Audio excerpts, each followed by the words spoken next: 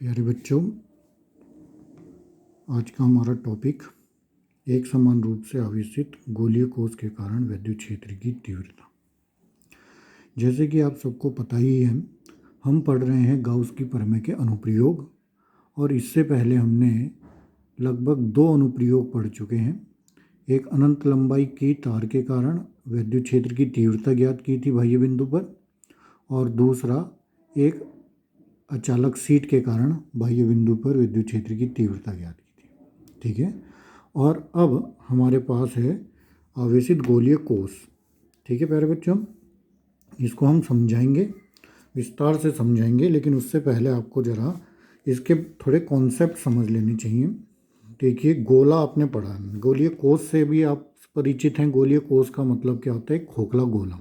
ठीक, तो गोले जो हैं, अगर आपके पास स्पेयर बोलते हैं, स्पेयर गोले को बोलते हैं, और गोला जो है वो आपको भी पता चला 2 प्रकार के होते हैं। एक गोला हो गया आपका खोखला, एक हो गया खोखला गोला, और दूसरा आपका कैसा हो गया? ठोस गोला, जो कि भरा हुआ रहता है। खोखला गोला और ठोस गोले में आपको अंतर नॉर्मली पता है। खोखला गोला जैसे आपके पास प्लास्टिक की गेंद हो गई, और ठोस गोला मतलब आपके पास लेदर की गेंद हो गई। दोनों में आपको अंतर पता है। प्लास्टिक की गेंद अंदर से खोखली होती है, जबकि लेदर की गेंद के अंदर बहुत कुछ भरा रहता है। ठीक है, तो दोनों गोलों में आपको अंतर पता चल गया। एक खोखला गोला हो गया और एक क्या हो गया? ठोस गोला हो गया। ठीक है, अब खोखला गोला और ठोस गोला जो मैं आपको यहाँ बता रहा हूँ, इसके पीछे एक रीजन है क्यों आपको समझाया जा रहा है खोखला गोला और ठोस गोला। क्योंकि जो हम गोलीय कोष पढ़ेंगे या ठोस गोला पढ़ेंगे, उसमें जब भी कोई आवेश दिया जाता है तो दोनों में आवेश के प्रवाह अलग अलग प्रकार से होते हैं। इस कारण से आपको यहाँ पर खोखला गोला और ठोस गोला अलग अलग से पढ़ाया जा रहा है। समझिए, जो खोखला गोला हो गया, फिर इसको भी अब हम 2 कैटेगरी में तोड़ सकते हैं। एक कैटेगरी हो गई आपकी नंबर 1, और एक हो गई नंबर 2। नंबर 1 कैटेगरी, खोखला गोला कैसा हो? चालक खोखला गोला हो, और दूसरा क्या हो? अचालक खोखला गोला हो। ठीक है, चालक का मतलब खोखला गोला आपका किसी धातु का बना हुआ हो, और अचालक का मतलब ऐसे पदार्थ का बना हो जिसमें चालक नहीं है, प्लास्टिक से बना हुआ हो। ठीक है, दूसरी चीज़ क्या आ गई? ठोस। ऐसे हम ठोस को भी 2 भाग में डिवाइड कर देंगे। एक चालक ठोस हो जाएगा और एक अचालक ठोस हो जाएगा। ठीक है, अब हमारे पास 4 प्रकार की चीज़ें आ गई। एक क्या आई? चालक खोखला गोला आ गया, दूसरा अचालक खोखला गोला आ गया, फिर चालक ठोस गोला आ गया, अचालक ठोस गोला आ गया। ये 4 चीज़ें आपको पेपर में किसी भी चीज़ से कुछ भी पूछा जा सकता है आपसे, तो इन्हें समझिए। देखिए, पहला क्या है? चालक है, खोखला है और गोला है। ठीक है, दूसरा अचालक है, खोखला है, गोला है। तीसरा चालक है, ठोस है, गोला है। चौथा अचालक है, ठोस है, गोला है। ठीक है, इन सब के बारे में हमें अलग अलग नॉलेज होनी चाहिए, अलग अलग पढ़ेंगे। लेकिन जो टॉपिक मैंने आपको ये लिखाया है, ये टॉपिक इनमें से 3 को कवर कर देता है। कहने का मतलब, हमें अगर इस टॉपिक के बारे में हमने पढ़ लिया तो इनमें से हमारे पास 3 चीज़ आएंगी, तो हमको केवल यही काम करना है जो हम इसके विषय में पढ़ेंगे। वो 3 चीज़ कौन सी है? पहली चीज़ यही है, चालक खोखला गोला आएगा तो हमें यही डेरिवेशन करना है जो हम इसका करेंगे। दूसरा, अचालक खोखला गोला आया तो तब भी हमें यही डेरिवेशन करना है। और तीसरा, चालक ठोस गोला आया तब भी यही डेरिवेशन करना है। तो प्यारे बच्चों, समझ गए होंगे, जो हम ये डेरिवेशन करने जा रहे हैं, अब ये केवल गोलीय कोष का डेरिवेशन नहीं कर रहे हैं, 3 चीज़ का डेरिवेशन कर रहे हैं। किस किस चीज़ का डेरिवेशन कर रहे हैं? आपके पास पहली चीज़ आ गई, चालक खोखला गोले का डेरिवेशन भी यही है, अचालक खोखले गोले का भी डेरिवेशन यही है, और चालक ठोस गोले का भी डेरिवेशन यही है। बाकी अचालक ठोस गोले का डेरिवेशन हम इसके बाद आपको कराएंगे। ठीक है, तो किन किन 4 चीज़ों का है वो मैं आपको अभी लिख के बता देता हूँ। ठीक है प्यारे बच्चों, चालक खोखला गोला, अचालक खोखला गोला और चालक ठोस गोला, इन तीनों में से कोई भी चीज़ पूछे और ये तीनों क्या होनी चाहिए, आवेशित, मतलब इनको हम बाहर से आवेश देंगे, ठीक है। तो इन तीनों में से कोई भी चीज़ पूछे तो यही डेरिवेशन हमने करना है जो अब हम आपको करेंगे। इसके ये सारे एक ही क्वालिटी रखते हैं, एक ही गुण रखते हैं। वो गुण क्या है देखिए, समझिए। सपोज ये हमारे पास गोला है। अब ये गोला तीनों में से कोई भी प्रकार का गोला हो सकता है, चाहे वो चालक खोखला गोला भी इसको बोल सकते हैं, अचालक खोखला गोला भी इसको बोल सकते हैं, और चालक ठोस गोला भी है। तीनों में से कोई भी हो सकता है। तो इन तीनों की प्रॉपर्टी सेम होती है। क्या सेम प्रॉपर्टी होती है? यदि हम इसको आवेशित करें, मतलब बाहर से इसको आवेश दें, आवेशित करें, तो जो आवेश होता है वह इस गोले के केवल पृष्ठ में ही रहता है। पृष्ठ का मतलब समझ रहे हैं? उसके बाहर वाले भाग में आवेश रहता है, उसके अंदर कोई भी आवेश नहीं जाएगा। ये जो अंदर का भाग आपको दिख रहा है, ये वाला पोर्शन, ये बिल्कुल फिनिश रहता है, खाली रहता है। खोखले में तो ऑटोमेटिक फिनिश रहेगा, चाहे वो चालक खोखला हो चाहे अचालक खोखला हो, अंदर कुछ भी नहीं रहेगा। लेकिन जो ठोस गोला है, मतलब उसके अंदर भरा हुआ है ठोस गोला में, लेकिन अगर वो ठोस गोला कैसा है, चालक है, ठीक है, तो उसको आवेशित करने पर आवेश भी उसके केवल पृष्ठ पे ही बाहर ही जमा रहता है, अंदर कोई भी आवेश नहीं जाता। जबकि जो हमने यहाँ पे ये टॉपिक अलग से पढ़ेंगे, वो क्या है, अचालक ठोस गोला है, उसमें आवेश पूरा सतह तक अंदर चला जाता है, ठीक है। तो इसलिए मैंने आपको ये थोड़ा सा जो टाइम है वो इसके बारे में समझाया, ठीक है। अब इसका डेरिवेशन करते हैं। समझ गए होंगे प्यारे बच्चों। चालक खोखला गोला हो या अचालक खोखला गोला हो या चालक ठोस गोला हो, इन सब में ये एक प्रॉपर्टी कॉमन रहती है कि आवेशित करने पर इसमें जो आवेश है इनके पृष्ठ पर ही वितरित हो जाता है, इसके अंदर कोई भी आवेश नहीं रहता है। जो अंदर का पोर्शन दिखाई दे रहा है, यहाँ कोई भी आवेश नहीं रहेगा, आवेश केवल पृष्ठ पर ही रहता है, ठीक है। तो अब हम इसका आपको डेरिवेशन करके दिखाएंगे कि इनके कारण कैसे, इस जो चालक खोखला गोला हो या चालक खोखला गोला हो या चालक ठोस गोला हो, इसके कारण बाह्य बिंदु पर या किसी अंदर आंतरिक बिंदु पर या पृष्ठ पर विद्युत क्षेत्र कैसे ज्ञात करते हैं, ठीक है। समझिए अभी, ठीक है। डेरिवेशन प्रारंभ करते हैं। क्या है देखिए, एक समान रूप से आवेशित है, वही तीनों चीज़ जो अभी बताई, चालक ठोस गोला है, अचालक खोखला गोला है और चालक खोखला गोला है। इनके कारण विद्युत क्षेत्र की तीव्रता ज्ञात करनी है, ठीक है। विद्युत क्षेत्र की तीव्रता हम दो पोर्शन पे ज्ञात करेंगे। एक, ये जो हमारा गोला है इसके बाहर कितनी तीव्रता है और इसके अंदर कितनी विद्युत क्षेत्र की तीव्रता है। तो पहले हम इस जो गोले के कारण हम किसी भी बाह्य बिंदु पर, मान लो यहाँ पे एक बाह्य बिंदु है, पी बिंदु है, इस पी बिंदु पर विद्युत क्षेत्र की तीव्रता ज्ञात कर रहे हैं। तो पहली कंडीशन क्या हो गई कि बाहरी बिंदु पर, किसी भी बाहरी बिंदु पर हमने क्या निकालना है, विद्युत क्षेत्र की तीव्रता निकालनी है, ठीक है। ये आपका गोला हो गया। और जैसे ही आपको पता है आवेशित है, तो इसको बाहर से आवेश दिया तो आवेश इसके बाहरी पृष्ठ पर समान रूप से वितरित हो गया, अंदर कोई भी आवेश नहीं है। और पी बिंदु एक बाहरी बिंदु है, यहाँ पर विद्युत क्षेत्र की तीव्रता ज्ञात करनी है, ठीक। वही कॉन्सेप्ट लगेगा, गाउस की प्रमेय से सॉल्व करेंगे तो हमें क्या है, गाउसियन पृष्ठ इस पे बनाना पड़ेगा। तो एक गाउसियन पृष्ठ बना दिया जो कि इन आवेशों को घेर रहा है। तो इस प्रकार पी से होता हुआ एक गाउसियन पृष्ठ बना दिया, ठीक है। अब गाउसियन पृष्ठ बना दिया। मान लो ये जो गोला है ये आपको कितनी त्रिज्या का दिया हुआ है, आर त्रिज्या का दिया हुआ है, और इस गोले के केंद्र से स्मॉल आर दूरी पर पी बिंदु है, और उस पी बिंदु पर विद्युत क्षेत्र की तीव्रता ज्ञात करनी है। और जो दूरी आर है वह दूरी इस प्रकार है कि उसका मान बड़ा है कैपिटल आर से। समझ गए होंगे, ये आर दूरी इतनी बड़ी है कि आर से बड़ी है, कैपिटल आर से बड़ी है, R is greater than capital R, ठीक है। तो इसके लिए अब हम ज्ञात करेंगे। तो ज्ञात करने के लिए देखिए वही कॉन्सेप्ट है, कॉन्सेप्ट एक ही है जो हमने पहले से पढ़ते आ रहे हैं। एक बार mathematical E dot D S से विद्युत फ्लक्स निकालेंगे और एक बार गाउस की प्रमेय से विद्युत फ्लक्स निकालेंगे, दोनों को आपस में बराबर रखेंगे, विद्युत क्षेत्र की तीव्रता ज्ञात हो जाएगी, ठीक है। तो वही है, सबसे पहले गाउसियन पृष्ठ है, और गाउसियन पृष्ठ में हमने एक छोटा सा क्षेत्रफल मान लिया। मान लो ये छोटा क्षेत्रफल हो गया। छोटे क्षेत्रफल की जो दिशा होती है आपको पता है, लंबवत बाहर की ओर होती है। तो ये डी एस वेक्टर अगर पूरा का पूरा जो ये सरफेस है इसका क्षेत्रफल ऐसे, तो छोटे भाग के जो क्षेत्रफल हो गया वो डी एस वेक्टर हो गया। ठीक है, दूसरी चीज़ क्या देखनी है और दिमाग में बिठानी है कि जो भी ये गोला आपको दिया होगा, इस गोले के कारण जब भी विद्युत क्षेत्र की उत्पत्ति होती है वो हमेशा रेडियल होती है, मतलब त्रिज्यीय होती है।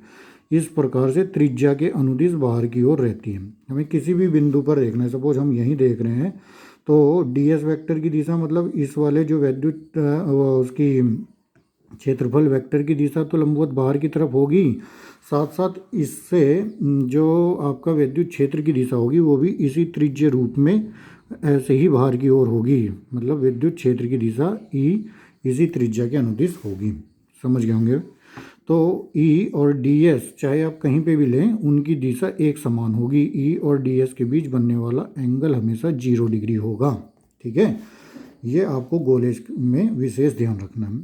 तो इस प्रकार अब हम इस P बिंदु पर विद्युत क्षेत्र की तीव्रता निकालने के लिए सबसे पहले हम इस छोटे से भाग से गुजरने वाला फ्लक्स निकाल लेंगे। ठीक है, तो ds पृष्ठ से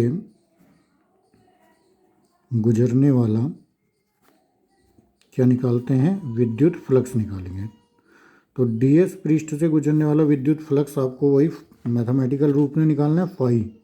फाई बराबर आपको पता है surface integral vector E dot D S vector के बारे में आपको पता है। अभी आपने देखा ई और डी एस दोनों की दिशाएं समान हैं, तो दोनों के बीच बनने वाला कोण 0 डिग्री होगा, तो इसे लिख देंगे E D S cos 0। Cos 0 की वैल्यू 1 होती है। ये हम बार बार करते आ रहे हैं, अब तो आप अच्छी तरह समझ ही गए होंगे। तो क्या हो जाएगा, ये सरफेस इंटीग्रल अंदर बच जाएगा ई डी एस। ठीक है, अब आपने देखा कि ई का मान प्रत्येक जगह समान है। ई जो है बिल्कुल कांस्टेंट राशि है, तो ई को हमने इंटीग्रेशन से बाहर निकाल लिया और इंटीग्रेशन के अंदर बच गया डी एस। डी एस आपने देखा ये छोटे से भाग का जो क्षेत्रफल है वो डी एस है, जबकि पूरा भाग जो है ये बाहरी गोले का क्षेत्रफल है। ठीक है, बाहरी गोला जिसका रेडियस कितनी है, स्मॉल आर है, उसका क्षेत्रफल आप निकाल सकते हैं कितना होगा। गोले का क्षेत्रफल आपको पता है, गोले का संपूर्ण पृष्ठीय क्षेत्रफल और या वक्र पृष्ठीय क्षेत्रफल दोनों एक ही रहता है, और उसकी जो वैल्यू होती है वो होती है 4 पाई आर स्क्वायर के बराबर। ठीक है, तो इस प्रकार अब हमें पता चला इस कि मैथमेटिक्स के द्वारा फाई बराबर कितना हो गया, मतलब इस पूरे के पूरा जो गॉसियन पृष्ठ है, इस गॉसियन पृष्ठ से गुजरने वाला विद्युत फ्लक्स जो आया वो हमारा आया phi is equal to E into 4 pi R square. ये कितना आया, ये कहाँ, ये क्या आया, गॉसियन पृष्ठ से गुजरने वाला इलेक्ट्रिक फ्लक्स, विद्युत फ्लक्स फाई इजिकल टू आ गया E into 4 pi R square. इसको मान लिया इक्वेशन नंबर 1। ठीक है, अब सेम वही चीज़ करनी है कि इसी गॉसियन पृष्ठ से गुजरने वाला विद्युत फ्लक्स किसके माध्यम से निकालेंगे, गाउस की प्रमेय के माध्यम से निकालेंगे। तो आपको पता ही है गाउस की प्रमेय, गाउस की प्रमेय से आप भली भांति परिचित हो चुके हैं। गाउस की प्रमेय से फाई इजिकल टू कितना होता है बताओ बच्चों, क्यू अपॉन एप्सिलॉन नॉट, अगर हमने माना कि इस पर आवेश क्या है Q1। ठीक, अभी देखिए हमने मान लिया जो इसको दिया गया आवेश क्या है, स्मॉल q के बराबर है, तो फाई का मान आपका कितना आ गया, Q अपॉन एप्सिलॉन नॉट। ठीक, हमें दोनों मान पता है फाई के, नंबर 1 मान भी पता है, नंबर 2 मान भी पता है, मतलब मैथमेटिक्स के द्वारा निकाला गया फाई का मान और गाउस की प्रमेय से निकाला गया फाई का मान पता है, तो दोनों को आपस में बराबर रख लो। तो समीकरण 1 व 2 से दोनों को बराबर रख लेंगे, दोनों को बराबर रख लेंगे तो देखो क्या आएगा, E into 4 pi R square is equal to Q upon epsilon naught के बराबर आ जाएगा। इससे हम ई की वैल्यू और फाइंड आउट कर लो। ई बराबर कितना आ गया, 1/4 पाई एप्सिलॉन नॉट तो नीचे आ गया और क्यू अपॉन आर स्क्वायर ऐसे आ गया। तो इस प्रकार हमने क्या निकाल लिया कि कोई भी आपका एक गोला है, अब वो गोला इनमें से किसी भी प्रकार का हो सकता है, चाहे वो चालक ठोस गोला हो, अचालक खोखला गोला हो या चालक खोखला गोला हो। इन तीनों प्रकार के गोलों के कारण किसी भी बाह्य बिंदु पर विद्युत क्षेत्र की जो तीव्रता आती है वो आती है E is equal to 1/4 pi epsilon naught Q upon R square. ठीक है, इसको हमने इक्वेशन नंबर 3 मान ली। ठीक है। ये आपको कुछ कुछ देखने को मतलब देखा जैसा लग रहा होगा। ये वही है प्यारे बच्चों जो आपने पहले निकाला था कि एकांक परीक्षण आवेश, एकांक आवेश के वो किसी भी आवेश के कारण, ठीक है, पॉइंट चार्ज के कारण, किसी एकांक पॉइंट व किसी पॉइंट चार्ज के कारण बाह्य बिंदु पर विद्युत क्षेत्र की तीव्रता का सूत्र है, ठीक है, सूक्ष्म परीक्षण आवेश के कारण। ई बराबर 1/4πε0 Q/r²। ठीक, तो ये हुआ। अभी हमने बाहरी बिंदु पर ज्ञात कर लिया। अब हम इसके एक आंतरिक बिंदु पर ज्ञात करते हैं, दूसरा चित्र बनाते हैं और उससे इसके आंतरिक बिंदु पर भी ज्ञात करके देखते हैं, ठीक है। लेकिन चलो अगर आपसे ये पूछा कि इसके पृष्ठ पर कितना होगा, तो देखिए यहाँ देखिए आप, ये जो स्मॉल आर दूरी है वो दूरी है, ठीक है। अगर स्मॉल आर दूरी कैपिटल आर के बराबर हो जाए तो वो त्रिज्या के बराबर हो जाए, तो सेम टू सेम हम क्या निकाल सकते हैं उस समय, पृष्ठ पर निकाल सकते हैं। मतलब ये जो दूरी है, ये दूरी यहाँ से बढ़ते बढ़ते small R is greater than capital R तक में है इस समय, ठीक है। लेकिन जब ये स्मॉल आर घटते घटते घटते घटते यहाँ तक पहुँच जाए, मतलब स्मॉल आर और कैपिटल आर बराबर हो जाए, तो डेरिवेशन सेम रहेगा, यही चीज़ रहेगी, बस स्मॉल आर की जगह यहाँ क्या आ जाएगा, कैपिटल आर। तो पृष्ठ पर हमें कुछ करने की आवश्यकता नहीं है, आप डायरेक्ट लिख सकते हैं कि पृष्ठ पर जो विद्युत क्षेत्र की तीव्रता होगी 1/4πε0 Q/ स्मॉल आर की जगह क्या हो जाएगा, कैपिटल R² हो जाएगा। क्यों? क्योंकि पृष्ठ पर जो स्मॉल आर है वो कैपिटल आर के बराबर है, इस कारण से यही फॉर्मूला रहेगा। लेकिन क्या होगा, स्मॉल आर की वैल्यू बदल के कैपिटल आर की जगह ले लेगी, ठीक है। हो गए समझ के बाद। अब निकालते हैं आंतरिक बिंदु पर, उसे समझिए जरा। आंतरिक बिंदु पर देखिए, मान लो यही आपका वही गोला है। गोले ये 3 प्रकार के बताए मैंने। ये जो गोला है आपका खोखला गोला हो सकता है, और खोखले गोले में दोनों केस हैं, चालक भी हो सकता है और अचालक भी हो सकता है। और अगर ये आपका ठोस गोला है तो इसको कैसा माना हमने, ठोस गोला जो कि चालक है, ठीक है। तो इस प्रकार से उन तीनों में से कोई भी गोला ये हो सकता है। और इनके आंतरिक बिंदु पर, आंतरिक बिंदु का मतलब क्या है कि जो ये त्रिज्या है आर से छोटा कोई भी बिंदु है, मतलब आर, मतलब इस जो ये गोलक के अंदर कोई भी बिंदु है, और तो मान लिया हमने यहाँ पे वो बिंदु है जो कि त्रिज्या आर, ये जो बाहर वाला पोर्शन है इससे छोटा भाग है, ये वाला भाग। तो यहाँ से यहाँ तक की दूरी हमने ये स्मॉल आर मान ली, और स्मॉल आर ऐसा है कि वो कैपिटल आर मतलब त्रिज्या से छोटी दूरी है, ठीक। तो ये वहाँ यहाँ पे एक बिंदु P मान लिया। इस P बिंदु पर अब हमें विद्युत क्षेत्र की तीव्रता ज्ञात करनी है। सेम वही कॉन्सेप्ट लगेगा भैया कि एक गॉसियन पृष्ठ खींच लो, ठीक है। गॉसियन पृष्ठ खींच लिया और इस गॉसियन पृष्ठ का ये छोटा भाग ले लिया, और छोटे भाग का जो क्षेत्रफल वेक्टर होगा वो बाहर की तरफ ds वेक्टर लंबवत बाहर की ओर होगा। और इसके कारण जो विद्युत क्षेत्र होगा, जैसे कि बार बार बता रहे हैं, ऊपर भी रेडियल होगा, मतलब त्रिज्य होगा, बाहर त्रिज्या की दिशा में होगा। और E और ds के बीच हमेशा 0 डिग्री का कोण बनेगा, चाहे हम कहीं पे भी ले लें, इधर ले लें तो ds वेक्टर ऐसी होगा, और जो विद्युत क्षेत्र की तीव्रता की दिशा त्रिज्य रूप में ऐसे होगी। और E और ds दोनों के बीच में हमेशा कितने डिग्री का कोण बन रहा होगा, 0 डिग्री का कोण बन रहा होगा, ठीक है। तो वही कहानी करनी है, एक बार फ्लक्स निकालना है मैथमेटिकल तरीके से, और एक बार फ्लक्स निकालना है गाउस की प्रमेय से, और दोनों को बराबर रखना है, ठीक है। आंतरिक बिंदु पर भी देख लीजिए। अभी इसको देखिए, पहले हम गाउसियन पृष्ठ से गुजरने वाला विद्युत फ्लक्स निकाल रहे हैं। गाउसियन पृष्ठ से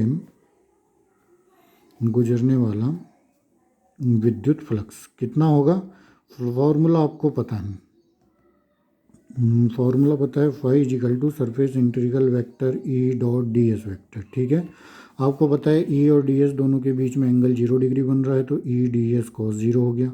कॉस 0 की वैल्यू 1 होती है, और विद्युत क्षेत्र आपका हमेशा समान है, तो ई की वैल्यू बाहर हो गई, सरफेस इंटीग्रल डी एस हो गया। ये बार बार आ रहा है, ठीक है, तो ये अब समझ ही गए होंगे। तो फाई बराबर ई हो गया। अभी वही चीज़ है, सरफेस इंटीग्रल डी एस का मतलब छोटा सा भाग है, उसका जो क्षेत्रफल है वो डी एस है, पूरे भाग का क्षेत्रफल कितना होगा, अगर त्रिज्या आर है तो 4πr² के बराबर होगा, तो 4πr²। ये आपकी क्वेश्चन नंबर 1 आ गई। गाउसियन पृष्ठ से गुजरने वाला जो क्षेत्रफल फाई बराबर E × 4πr²। अब ठीक है, अब वही चीज़ करनी है कि गाउस की प्रमेय से तो गाउस की प्रमेय से देखिए आपका क्या है, फाई इजिकल टू होता है क्यू अपॉन एप्सिलॉन नॉट, ये पता है आपको। और ये क्यू क्या, क्यू आपको पता है गाउस की प्रमेय में आपने ध्यान से सुना होगा कि पृष्ठ द्वारा घिरा हुआ आवेश, ठीक है। तो हम इस गाउसियन पृष्ठ से गुजरने वाला विद्युत फ्लक्स निकाल रहे हैं, ठीक है। तो आपको इसके अंदर कोई आवेश दिख रहा है? मुझे तो नहीं दिख रहा है, क्योंकि आवेश तो केवल यहाँ बाहर है। मैंने आपको ये जो 3 कंडीशन बताई, 3 गोले बताए, उसमें सबसे मस्ट कंडीशन यही बताई कि आवेश जो होगा वो केवल बाहरी पृष्ठ पर होगा, अंदर तो कोई मतलब ही नहीं है आवेश का, और हमें वही चीज़ दिख रही है, आवेश अंदर नहीं है, ठीक है। जब आवेश अंदर नहीं है, क्यू इनसाइड जो है, ये वाला जो क्यू इनसाइड है, अंदर की तरफ का जो क्यू है वो क्या है, क्यू इनसाइड जीरो है। जब Q इनसाइड जीरो है तो अकॉर्डिंग टू दिस इक्वेशन, इस इक्वेशन के अनुसार फाई का मान क्या हो जाएगा, जीरो हो जाएगा, ठीक है। तो ये आपकी समीकरण नंबर 2 आ गई। समीकरण नंबर 1 व समीकरण नंबर 2 को इक्वल रख देंगे, क्योंकि सेम गाउसियन पृष्ठ से ये गुजरने वाला विद्युत फ्लक्स है। समीकरण 1 व 2 से, ठीक है, 1 व 2 से देखिए, फाई का मान ई इंटू 4πr² बराबर किसके हो गया, जीरो। इससे हमें क्या निकल के आ रहा है, ई इजिकल टू ज़ीरो। अर्थात समझ गए होंगे, क्या समझे, कि जो भी ये आपका गोला है, चाहे वो गोला आपका अचालक खोखला गोला हो, चाहे चालक खोखला गोला हो, चाहे आपका चालक ठोस गोला हो, उस गोले के भीतर विद्युत क्षेत्र हमेशा शून्य रहता है। ये हम प्रूफ भी करके दिखा दिए, ई बराबर जीरो रहता है, ठीक है। तो इसको अपने दिमाग में बिठा लेना है। इस प्रकार हमने ये कॉन्सेप्ट पढ़ लिया भैया। क्या पढ़ लिया, एक समान रूप से आवेशित चालक ठोस गोला, चालक खोखला गोला, चालक खोखला गोला, इनमें से कोई भी आए, इन तीनों की एक कंडीशन कॉमन है कि जब भी हम इनको आवेश देंगे तो आवेश इसके बाहरी पृष्ठ पर ही रहेगा, अंदर कोई भी आवेश नहीं जाता है। तो इस कारण से हम इन तीनों में से कोई भी आपको पेपर में पूछ ले, आपको यही डेरिवेशन करके दिखाना है, सेम टू सेम यही कहानी करनी है। समझ गए होंगे। बाहरी पृष्ठ पर जो आवेश, जो ये खोखला गोला है, इसके कारण बाह्य बिंदु पर विद्युत क्षेत्र की तीव्रता आपने निकाली, ई बराबर 1/4πε0 क्यू अपॉन r² के बराबर आया। जो गोले के पृष्ठ पर ही आया 1/4πε0 क्यू अपॉन r² आया, और गोले के अंदर जो विद्युत क्षेत्र की तीव्रता आपको बताई वो जीरो के बराबर आई। तो इस प्रकार हमने ये समझ लिया। अब हम पढ़ेंगे जो हमारा एक नेक्स्ट रह गया है, कौन सा, ये अचालक ठोस गोला। ये कंडीशन अब नेक्स्ट मैं बताऊंगा, जिसमें आवेश पूरे पृष्ठ के साथ साथ अंदर भी रहता है, वो अभी मैं आपको समझाता हूँ, ठीक है। एक समान रूप से आवेशित अचालक ठोस गोले के कारण, वही चीज़ जो हमारी रह गई थी वो उन 3 से डिफरेंट थी, तो इसको अलग से बताया जाएगा। और ये थोड़ा आपको समझने की ज़रूरत है। बाकी लगभग इसका पोर्शन, जो आधे से ज़्यादा पोर्शन तो उसी की तरह समान है बिल्कुल, लेकिन आंतरिक बिंदु पर थोड़ा बदल जाता है, ठीक है। बाहरी बिंदु पर और पृष्ठ पर तो सेम रहता है, तो उसे समझिए। एक समान रूप से आवेशित अचालक गोला है, ये मान लो कोई भी एक आपने गोला ले लिया, और गोला कैसा है, अचालक है। अचालक का मतलब क्या है कि अचालक और ठोस है, मतलब जब भी इसको बाहर से आवेश प्रदान करेंगे तो वो आवेश इसके अंदर वितरित हो जाएगा, ठीक है। और कैसा वितरित हम मान रहे हैं, एक समान रूप से। एक समान रूप से ही आपके सिलेबस में है, असमान रूप से नहीं है। तो एक समान रूप से ये पूरे पृष्ठ पर वितरित हो जाएगा, जिसको क्या है, हमने पढ़ा था सतत आवेश वितरण, कॉन्टिन्यूअस चार्ज डिस्ट्रीब्यूशन, ठीक है। उसमें हमने क्या देखा था, 3 प्रकार के आवेश घनत्व देखे थे, ठीक है। तो इसमें अब वो तीसरे प्रकार वाला आवेश घनत्व आपको देखने को मिलेगा, जिसको आपने किससे रिप्रेजेंट करा था, रो से। रो बराबर क्या होता था, बताइए, क्यू अपॉन वी। वी को बोलते हैं आयतन, ठीक है, मतलब कूलाम प्रति मीटर क्यूब, इसका क्या आया था, मात्रक आया था, ठीक है। Rho is equal to Q upon V. तो इसके अनुसार अगर हमको ये क्या दिया हुआ है, एक क्या है, गोला दिया हुआ है, और इस गोले की जो रेडियस दी हुई है, मान लिया वो रेडियस कितनी है, कैपिटल आर दी हुई है, ठीक है। तो गोले का आयतन से आप भली भांति परिचित है। आपने बहुत पढ़े हैं 10वीं क्लास में। तो rho is equal to Q upon गोले का आयतन। बताइए बताइए बताइए, सोच के बताइए। अगर आपको पता है तो बताइए। पता है? नहीं पता है तो सुनिए, 4/3 पाई आर क्यूब, ये आपको गोले का आयतन है। तो इस प्रकार rho is equal to Q upon 4/3 pi R cube, ये आपको पता चल गई। इसको इक्वेशन नंबर 1 मान लीजिए। ठीक है, मतलब देखिए क्या है, शुरू से समझिए। ये आपका एक गोला है, गोले को हमने आवेशित करा, और गोला कैसा है, ये अचालक है, ठोस है। जैसे ही आवेशित किया तो आवेश इसके अंदर समान रूप से वितरित हो जाएगा, जिस प्रकार से ये दिखाई दे रहा है। आवेश हर जगह समान रूप से इसमें वितरित हो गया, मतलब आवेश अब इसके आयतन में घुस गया है। ठीक है, पहले आवेश केवल इसके पृष्ठ में था, जो हमने पहले डेरिवेशन पढ़ा। अब आवेश इसके आयतन में घुस गया, आयतन में घुस गया है। तो आयतन में घुसने के कारण इसमें जो एक प्रकार का आवेश घनत्व उत्पन्न होगा, उस आवेश घनत्व का जो नाम है उसको बोलते हैं आयतन आवेश घनत्व। रो आपको दिख गया, rho is equal to Q upon V, rho is equal to Q upon 4/3 pi R cube से हम इसको निकाल देंगे। मतलब अगर हमें इस फॉर्मूले के अनुसार देखें तो हम इसके जो आवेश हैं वो आवेश तो ज्ञात नहीं कर सकते, लेकिन आवेश घनत्व तो ज्ञात कर सकते हैं। कैसे आवेश घनत्व तो ज्ञात कर लेंगे? 1 मीटर क्यूब में जो आवेश है वो रो के बराबर है, 2 मीटर क्यूब में जो आवेश हो जाएगा वो 2 रो के बराबर हो जाएगा, 3 मीटर क्यूब में जो आवेश है वो 3 रो के बराबर हो जाएगा। तो इस प्रकार से हम आवेश रो के माध्यम से इसको ज्ञात कर सकते हैं। ठीक है, तो ये अब हमने आपको बता दिया। अब इसी को ही हम आगे बढ़ाते हैं। वही 3 चीज़ें करनी है। एक गोला है, गोले के अंदर, गोले के बाहर, गोले के पृष्ठ पर विद्युत क्षेत्र की तीव्रता ज्ञात करनी है। ठीक है, तो पहले हम गोले के बाहर किसी बाहरी बिंदु पर विद्युत क्षेत्र की तीव्रता ज्ञात करेंगे। उसके लिए गोला और बना के दिखाता हूँ आपको।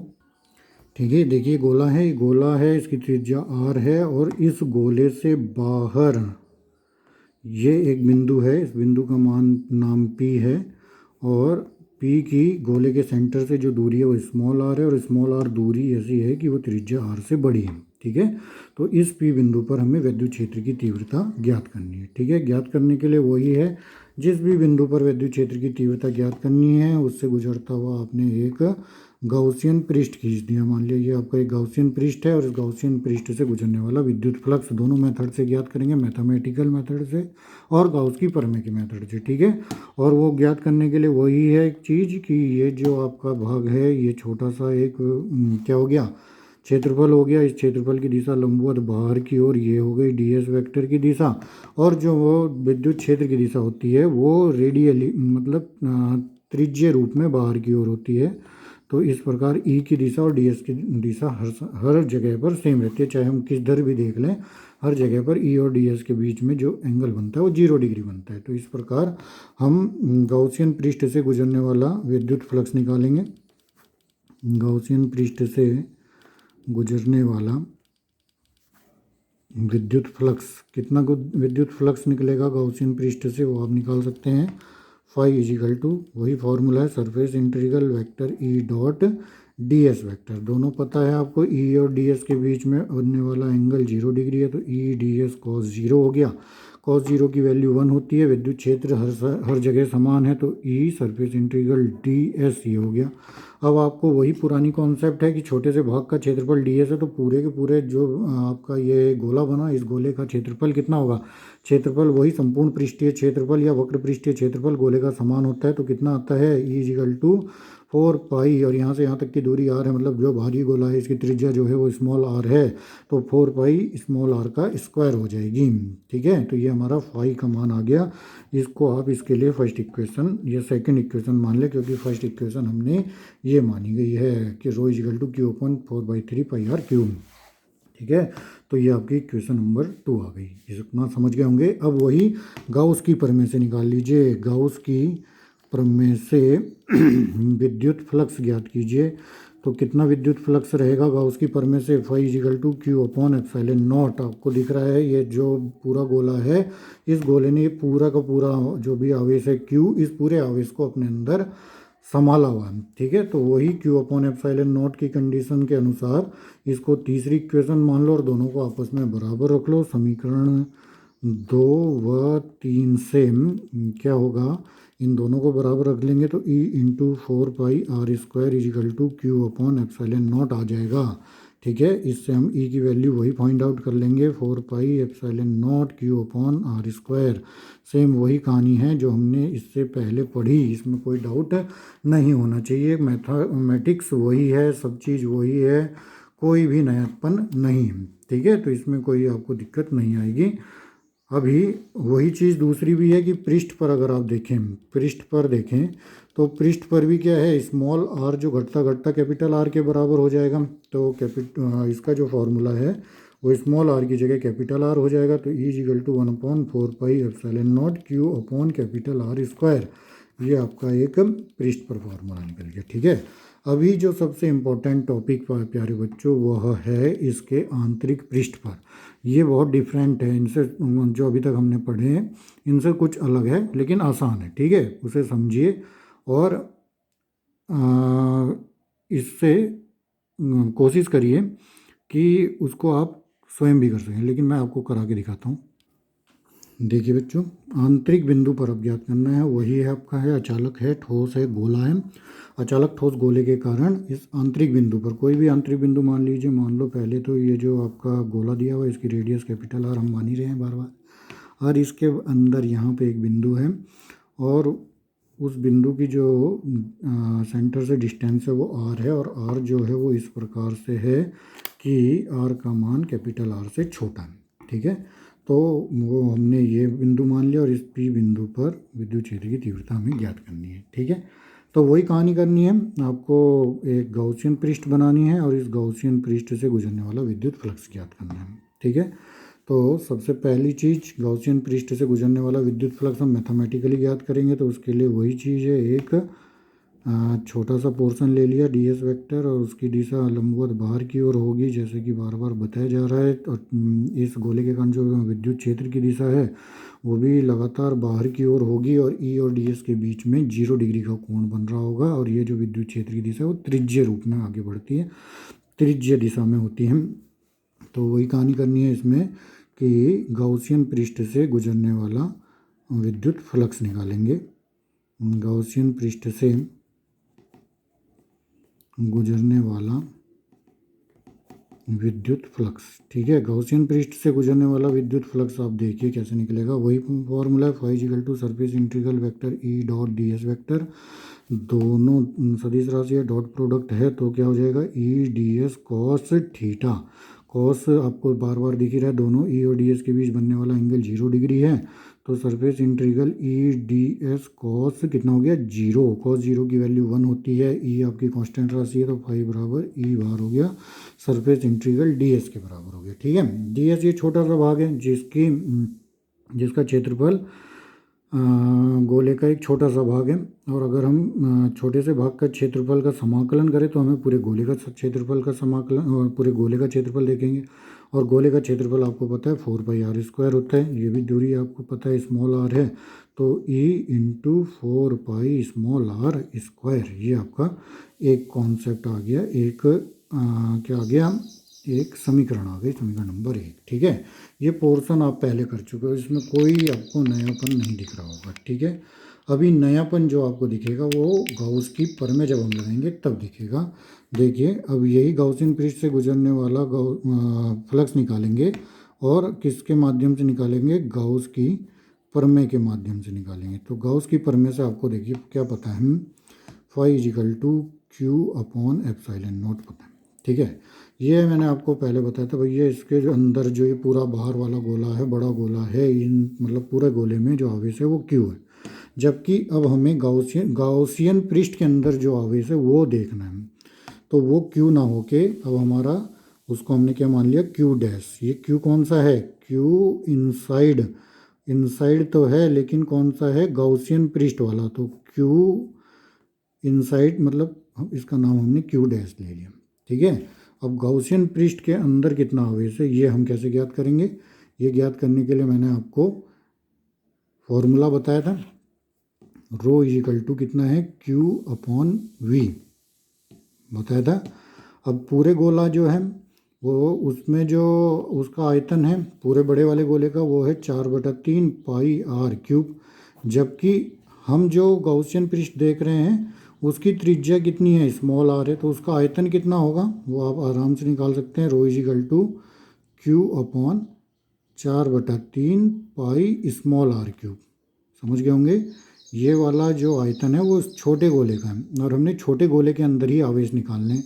तो छोटे गोले के अंदर जो आवेश है वो क्यू डैश के बराबर है और क्यू डैश की जब मल्टीप्लाई मतलब इसकी आयतन की मल्टीप्लाई रो से कर देंगे तो हमें क्यू डैश प्राप्त हो जाएगा। ठीक है, तो इससे हमें क्यू डैश की क्या वैल्यू प्राप्त हुई, 4/3 पाई आर क्यूब, साथ में कितना हो गया रो। ठीक है, इसी को ही अब हम अपनी इस इक्वेशन में रख देंगे। ठीक है, यही चीज़ समझने की है प्यारे बच्चों कि जो ये हमने गॉसियन पृष्ठ माना, इसके अंदर के आवेश से हमें मतलब है, हमें और कोई आवेश नहीं देखना बाहर कितना है, हमें ये देखना है कि गॉसियन पृष्ठ से कितना फ्लक्स गुजर रहा है। और जब गॉसियन पृष्ठ से फ्लक्स निकालेंगे तो हमें गॉसियन पृष्ठ के अंदर के आवेश की ज़रूरत है, इस वाले पोर्शन में कितना आवेश है उसकी ज़रूरत है। ठीक है, और वो आवेश हम निकाल चुके हैं। ठीक है, तो क्यू डैश का मान यहाँ रख दें तो फाई बराबर देखो कितना आ जाएगा आपका, ऊपर से ही यहाँ से क्यू डैश का मान रख रहे हैं तो 4/3 pi R cube rho upon epsilon naught. ठीक है, ये आपकी इक्वेशन नंबर 2 हो गई। समीकरण 1 भी वही चीज़ है, गॉसियन पृष्ठ से गुजरने वाला विद्युत फ्लक्स। समीकरण 2 भी वही चीज़ है, गॉसियन पृष्ठ से गुजरने वाला विद्युत फ्लक्स। अब दोनों को आपस में बराबर रख दें तो समीकरण 1 व 2 से जब दोनों को बराबर रखेंगे तो क्या आएगा, देखिए E into 4 pi R square तो रह गई, साथ में 4/3 pi R cube rho upon epsilon naught, दोनों आपस में बराबर हो गए। देखो 4 पाई से 4 पाई कैंसिल हो गया, इस आर स्क्वायर से एक आर क्यूब कट के एक आर बच जाएगा। तो अब आपके पास E की जो वैल्यू आ गई वो देखिए कैसी आ गई, E इज इक्वल टू 1, यहाँ पे आर है और यहाँ आर तो कट गया, ये तो सारा ही कैंसिल हो गया। ये हो गया आपका एक R rho upon epsilon naught और साथ में ये 3 भी है तो इतना आ गया। ई बराबर आर रो एप्सिलॉन नॉट, नहीं R rho upon 3 epsilon naught, ये आपकी वैल्यू आ गई। ठीक है, अभी इस वैल्यू में भी हम कुछ और करते हैं। क्या करेंगे, इस वैल्यू में ये जो रो है, रो हमने निकाला था, इस रो का मान इक्वेशन फर्स्ट से रख देंगे। इक्वेशन फर्स्ट आपको ये पता है Q upon 4/3 pi R cube, यहाँ से रो का मान निकाल के इस इक्वेशन में पुट कर देते हैं।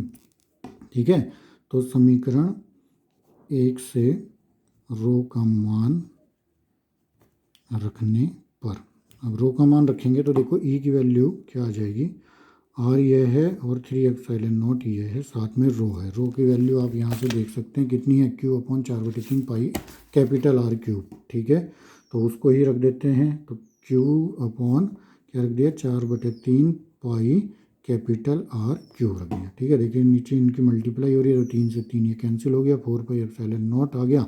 ई की वैल्यू आ गई 1/4 pi epsilon naught Q R cube और साथ में ये स्मॉल आर, तो यही आपकी विद्युत क्षेत्र की तीव्रता रहती है। ठीक है, समझ गए होंगे प्यारे बच्चों। विद्युत क्षेत्र की तीव्रता बाह्य बिंदु पर, विद्युत क्षेत्र की तीव्रता आंतरिक बिंदु पर, विद्युत क्षेत्र की तीव्रता किस पर, पृष्ठ पर, हमने तीनों ज्ञात कर ली। किसके कारण, एक आवेशित अचालक ठोस गोले के कारण। ठीक है, ये डेरिवेशन है, इन्हें बार बार कीजिए, समझिए और करने का बार बार प्रयास कीजिए। ठीक है, अभी मैं आपको इनसे संबंधित ग्राफ बनाना सिखाता हूँ। तो देखिए ग्राफ के लिए ई और आर के मध्य अगर हम ग्राफ खींचें तो उससे पहले हमें, जो हमने इससे पहला टॉपिक पढ़ा था, चालक खोखला गोला, अचालक खोखला गोला और चालक ठोस गोला, ये सारे तीनों एक ही प्रकार से दिखाते हैं और इनके हमने देखा था आंतरिक बिंदु पर विद्युत क्षेत्र की तीव्रता 0 आई थी, पृष्ठ पर आई थी 1/4 pi epsilon naught Q upon R square, जबकि बाहरी बिंदु पर आई थी। ठीक है, तो इसके अनुसार देखिए क्या देखने को मिलता है कि जो ई है वो इन्वर्सली प्रोपोर्शनल 1/r स्क्वायर के है, सेम टू सेम यहाँ पे भी ई जो है इन्वर्सली प्रोपोर्शनल 1/r स्क्वायर के, मतलब जैसे जैसे दूरी बढ़ रही है वैसे वैसे विद्युत क्षेत्र की तीव्रता का मान कम होता जाएगा। ठीक है, और आंतरिक बिंदु पर तो 0 ही रहेगा। ठीक, तो इसके लिए अगर हम ई और आर के बीच ग्राफ खींचें, पेपर में पूछा जाता है प्यारे बच्चों कि ई और आर के बीच ग्राफ किस प्रकार से बनेगा, तो आप देख सकते हैं ई और आर के बीच ग्राफ कैसे बनेगा। तो मान लो ये वाला जो अक्ष है वो ई है और ये वाला अक्ष आर है। जब हम आपको एक ऐसे ही इसी में ही एक छोटा सा गोला बना के दिखा देते हैं। ये देखिए, ये आपका गोला बन गया। ठीक, अब गोले की जो त्रिज्या है वो आर है। ये मान लिया एक स्मॉल कैपिटल आर है। तो गोले की त्रिज्या जब आर है तो उससे अंदर, गोले के अंदर आंतरिक बिंदु पर ई का मान आपको कितना दिया रहता है? 0।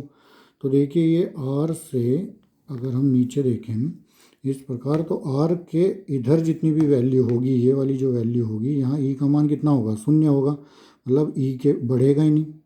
ठीक, लेकिन जैसे ही पृष्ठ पर पहुँचा, ये पृष्ठ है, तो पृष्ठ पर एकदम से ई का मान बढ़ा और कितना हुआ? 1/r², मतलब कैपिटल आर स्क्वायर के प्रोपोर्शनल हुआ, मतलब ई के मान में अचानक से वृद्धि हुई। तो पहले ये तो बिल्कुल 0 था। देखिए ग्राफ कैसे बन रहा है, यहाँ पे पहले 0 था, उसके बाद जैसे ही वहाँ हुआ तो इसके मान में एकदम से वृद्धि हुई और फिर धीरे धीरे आर के अकॉर्डिंग ये धीरे धीरे कम होता जा रहा है। तो इस प्रकार इसका ग्राफ इस प्रकार से बनता रहेगा।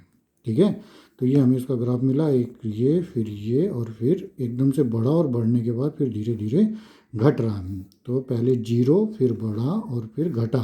तो इस प्रकार ई और आर का ग्राफ मिलता है किसके लिए? चालक ठोस गोले के लिए, अचालक खोखले गोले के लिए और चालक ठोस गोले के लिए। ठीक है, ये समझ गए होंगे प्यारे बच्चों। अभी मैं दूसरा पोर्शन आपको बताता हूँ, कौन सा जो अभी हमने पढ़ा था, वो पढ़ा था आपका ये वाला, आवेशित अचालक ठोस के कारण। इसके कारण कैसा ग्राफ बनता है ई और आर के बीच में, वो भी आप समझिए।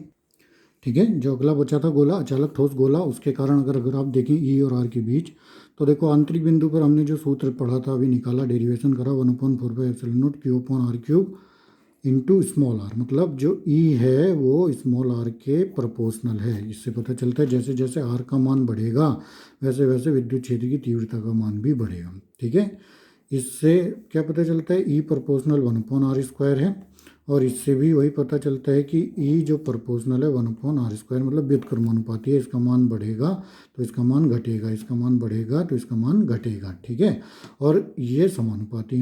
तो ग्राफ बनाए, तो ग्राफ देखिए वही चीज़ जो हमने ई और आर के बीच ग्राफ खींचे, तो वही हमने मान लिया कि पहले ये स्पेयर है और यहाँ से यहाँ तक की रेडियस आर है, तो ये आर हो गया, ये ई हो गया। जब तक ये आर के अंदर रहता है तब तक तो क्या रहता है? समानुपाती है।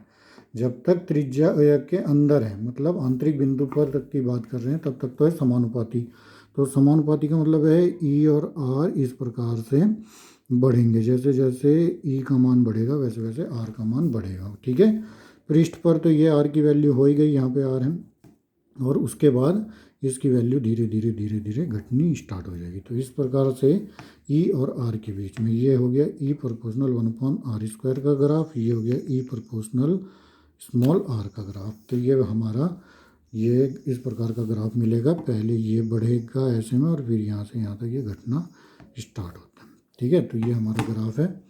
प्यारे बच्चों, यहाँ पे ये आपका टॉपिक ख़त्म, ये पूरा का पूरा यूनिट ख़त्म, ये पूरा चैप्टर ख़त्म। ठीक है, तो इस चैप्टर में आपने बहुत सारे डेरिवेशन समझे, न्यूमेरिकल समझे, इन्हें आप करिए, बार बार करिए, प्रैक्टिस कीजिए। आपका ये चैप्टर जो एनसीईआरटी के अनुसार भौतिक विज्ञान का चैप्टर नंबर 1 है, ये फिनिश हो गया, जबकि साइड बुक में 2 चैप्टर आपके फिनिश हो गए। और एनसीईआरटी के अनुसार दूसरा चैप्टर विद्युत विभव वाला, जबकि साइड बुक के अनुसार तीसरा चैप्टर विद्युत विभव वाला अब हम अगले टॉपिक में स्टार्ट करेंगे। Thank you very much. पढ़िए, समझिए, बेस्ट ऑफ लक।